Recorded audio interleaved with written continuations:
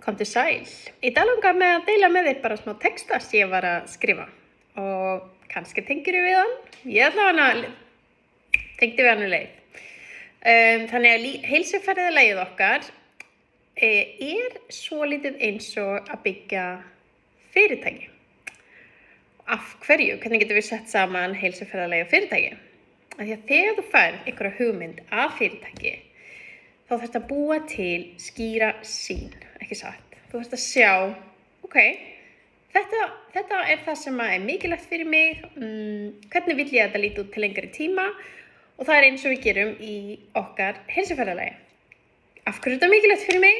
Hvernig getur þetta litið út til lengri tíma og hvernig vill ég að þetta lítur út til lengri tíma? Þannig byrjum á því, byrjum að finna út okkar sýn fyrir fyrirtækið okkar eða fyrir heilsuferðalagið okkar, fyrsta skrefið.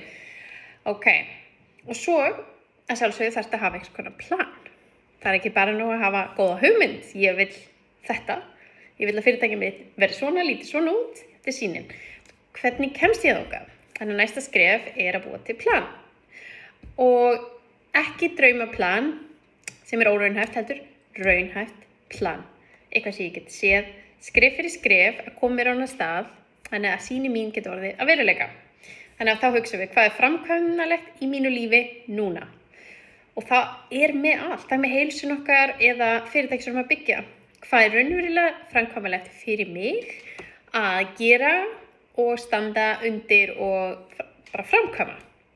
Hvaða skref eru raunverulega fyrir mig, hvað þarf ég að læra eða hvað vantar mig, hvað þekkingu vantar mig eða hvers konar stuðning þarf ég. Hvernig kemst ég þangað með hvaða plan? Og svo er annað. Það er ekkert fyrirtæki sem verður til á einum degi. Hvað þurfum við að gera? Finna út skref fyrir skref og vera þolinmóðar. Við byggjum ekki algjört bara heimsveldi á einum degi. Alveg eins og við náum ekki öllum markmiðunum okkar á einum degi og við ætlum ekki að taka og snúa öllu á hvolf. Eitt skref í einu sem kemur okkur á áfangastæðin. Það er uppbygging og uppbygging og uppbygging. Og sérstaklega í byrjun, mikil vinna, alveg svo heilsuferðalaginu okkar. Fyrst þá er þetta mikil vinna. Við vitum ekki alveg hvað erum að gera, við erum ekki með plani, við þurfum að endurskipuleggja lífið okkur eftir því. Við þurfum að læra hlutina, hvað er það sem er mikilvægt, hvað virkar fyrir okkur og prófa, forvitni, lærdómur og allt þetta. Og svo gerist eitthvað áhugavert. Lengur svo ert í rekstrinum eða heilsuferðalaginu, því sjálf virkar að verðu það. Því meira flæði, meiri